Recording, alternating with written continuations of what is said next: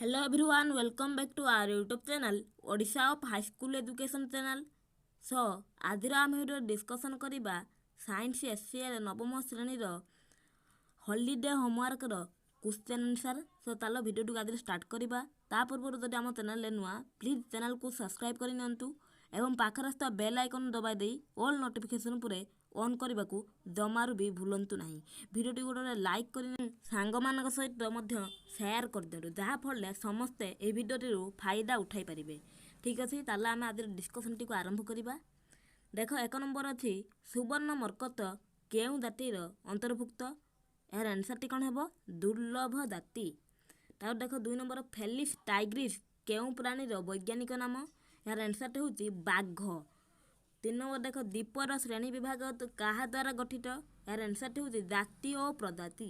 4 number ଦେଖନ୍ତୁ ଅବିଭକ୍ତ ପିଣ୍ଡ କେଉଁ ଉଦ୍ଭିଦରେ ଦେଖାଯାଏ? ଏହାର ଆନ୍ସର୍ଟି ହେଉଛି ଥାଲୋଫାଇଟା।